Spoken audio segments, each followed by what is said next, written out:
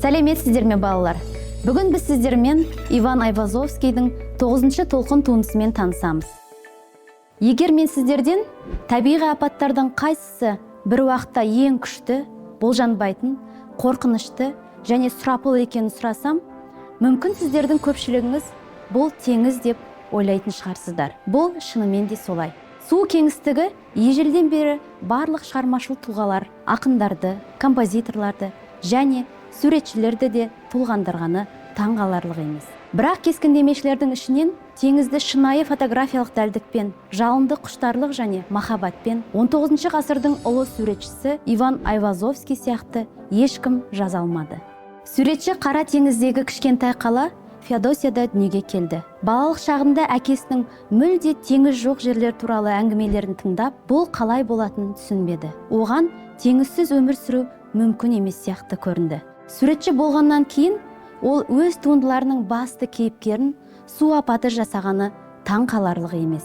Теңіз суретшінің нақ осы шығармалары оған бүкіл әлемге даңқ әкелгені үшін алғыс айтты.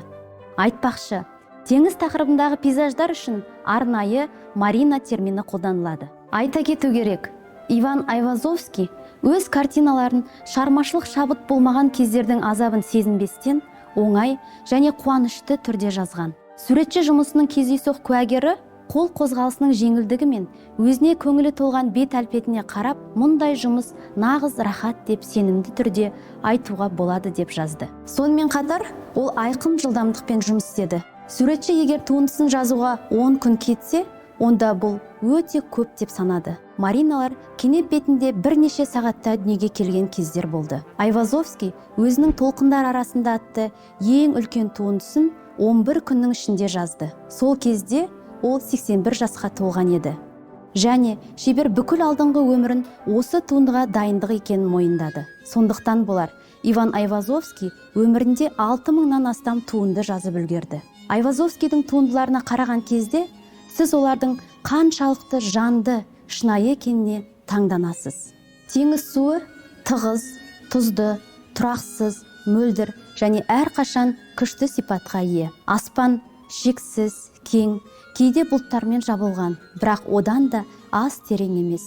Кейде бұл бояулармен жазылған жақтаушадағы көрініс емес, біз шынайы әлемге қарайтын терезе сияқты әсер қалдырады. Бұл әсер Айвазовскийдің бояу түстері өте керемет екендігіне байланысты. Суретші Иван Крамской Айвазовскийдің шығармаларынан өзінің таңданысын, Айвазовскийдің бояуларды жасаудың құпиясы бар шығар. Мен тіпті Мәскеу дүкендерінің сөрелерінде мұндай жарқын және таза реңктерді көрмедім деп жазды. Әрине, өміршеңдік ұлы теңіз суретшінің жұмыстарынан абсолютті сенімділік сезімі бізді суретші теңізді әрдайым табиғаттан жазды деп ойлауға мәжбүр етеді. Алайда, олай емес. Шебер табиғатта көргендерінен алған әсері мен сезімдерін бойына сіңірді. Бірақ туындыларды тек өз шеберханасында жазды. Сюжеттерді елестетті. Бұрын көргендерін және тәжірибелерін еске түсірді. Автордың өзі жанды элементтердің қозғалысын, найзағайды, желдің екпінін, толқынның қозғалысын натурадан жазғанда қылқаламмен ұстап қалу мүмкін емес. Туындылардың сюжеті ақынның өлеңі секілді менің жанымда сақталады деді.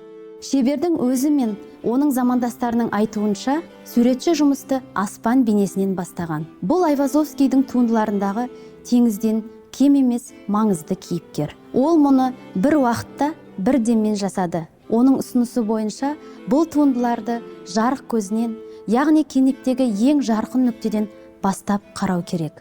Бір таңғаларлығы, Айвазовскийдің шеберлігі соншалық, кейде жарық көздері соқыр етеді деген қиял пайда болды.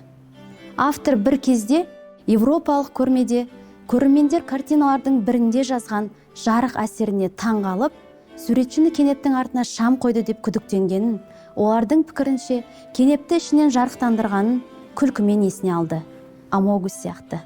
Оның үстіне тіпті егер тыныш түн немесе боран соғып, барлығы қараңғылыққа батып тұрса да, маринистің туындыларындағы әрең байқалатын жарықтың нұры қараңғы түнекті жарып шығады. Армян суретшісі Мартирос Сарян байқағандай, Айвазовскийдің бейнелеген дауылдарының барлығының мағынасы дәл осы жарықта, осында жатыр. Айтпақшы, дауыл туралы айтатын болсақ, Иван Константинович теңізді өзінің барлық күйлері мен түрлі қалпында жақсы көріп жазса да, дауыл мен кеме апаттары оның сүйікті сюжеті болды. Бұдан романтизмнің ерекшеліктері анық көрінеді. Лермонтовтың ағараңдап жалғыз желкен өлеңіндегі астында тұнық көк айдын, алтындай үстінде тұнжырап күн, дауыл тілейді ол көк жойқын, бейне дауылда жауабы мың сұрақтың деген жолдары есіңізде ме? Әрине, Лермонтов өлеңін желкенді қайық туралы емес, күнделікті өмірге бейім романтикалық кейіпкер туралы жазады. Дауыл тіпті өлім, жалғыз өткір сезімдерді іздеуші үшін әлде қайда тартымды. Немесе Пушкиннің мына жолдары: өлімге қауіп төндіретін барлық нәрсе өлімнің жүрегі үшін түсініксіз ләззатқа толы. Және Айвазовский да бұл көзқараспен бөліседі. Көбінесе оның туындыларында дауылға түскен кеме пайда болады. Ол аяусыз апатқа ұшырайды, бірақ өзінің күшімен, көрерменімен, толқындарымен таң қалдырады. Бұл долы, қатыгез теңізде біз құтқарылған немесе аман қалуға жанталасқан аз ғана адамдарды көреміз.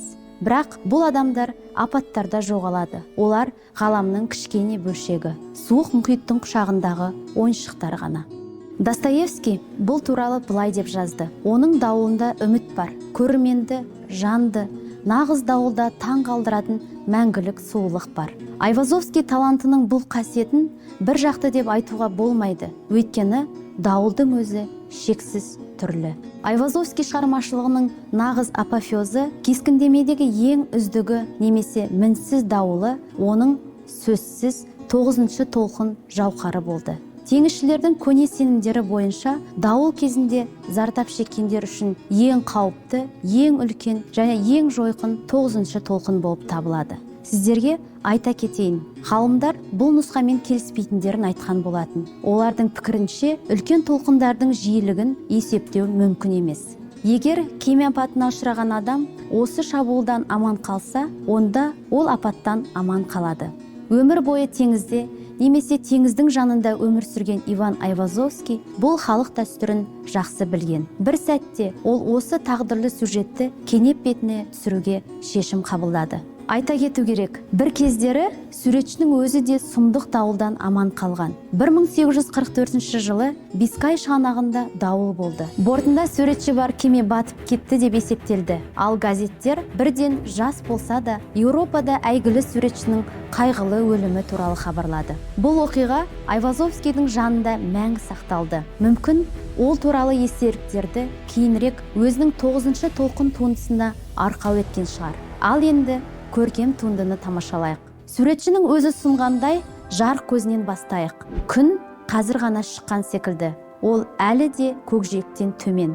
Бірақ қазірдің өзінде көзді аштырмай жатыр.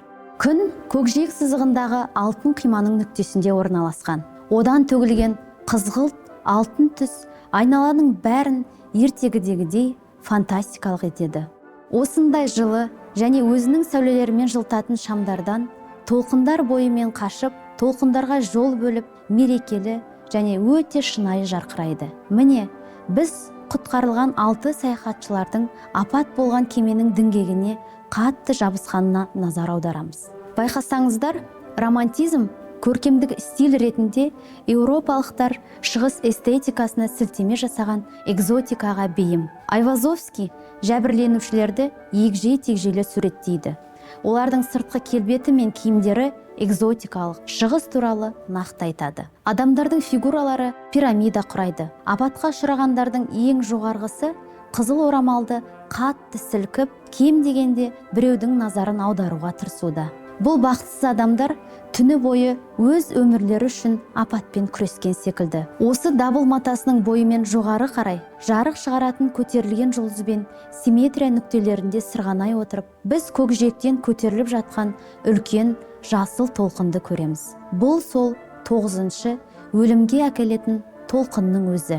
Суретші жазған бұл толқын керемет таңғалдырады. Ол ашық, мөлдір, тығыз, көбіктенген, дымқыл және тіпті тартымды. Онда сөзбен жеткізе алмайтын мінсіз сұлулық бар. Бұл көріністен көзіңді алу мүмкін емес. Ал көрермен еріксіз ол апаттан келетін қасіретке қарағанда таң қалу, масаттану сезімін бастан өткереді. Өмірге жабысқан бірнеше адам үшін бұл толқын тағдырлы. Ол оларға не әкеледі? Бұл толқын өлімге жеткізеді ме? Нақты айту мүмкін емес. Бірақ суретші оларға да, бізге де жақсылыққа деген үміт береді. Егер толқынның бағытталу траекториясына қарасаңыз, құтқарушы діңгектен өтіп бара жатқандай. Бірақ ең бастысы туындының кемпірқосақты және қуанышты бояу түсі. Онда күннің таңертеңгі жарығы айналаны жарықтандырады.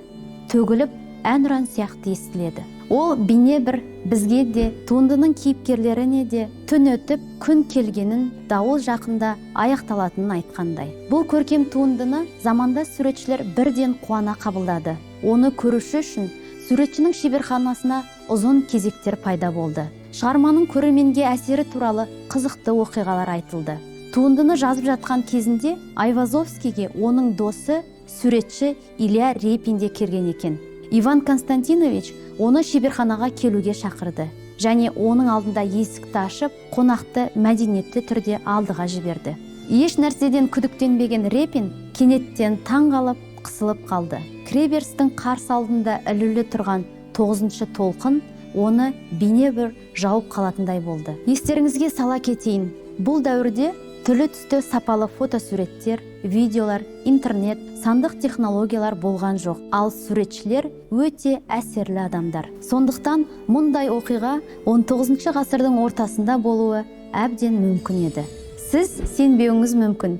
Бірақ бұл сюжеті бойынша да, көрерменге әсер ету күші бойынша да, тіпті кенептің өлшемі бойынша да ғажап туындыны суретші бар болғаны 11 күнде жазған. Бірақ сол уақытқа дейін ол үлкен шабытпен тынымсыз еңбек етті. Бұл туындыны жазылғаннан бастап және бүгінгі күнге дейін бүкіл әлемдегі көрермендер өте жақсы көреді. Оның таңғажайып сұлулығына, бейнеленген апаттың керемет күшіне және қайталанбас сұрапылды бояу түстерімен өте әдемі және шынайы берудегі кескіндемешінің сирек дарыны үшін. Қазір 9-шы толқын Санкт-Петербургтегі Орыс музейінің қазынасы болып табылады. Болашақта сіздер де осы музейге барып, суретші Иван Айвазовскийдің қылқаламынан туындаған жауһарды өз көздеріңізбен тамашалайсыздар деп үміттенемін.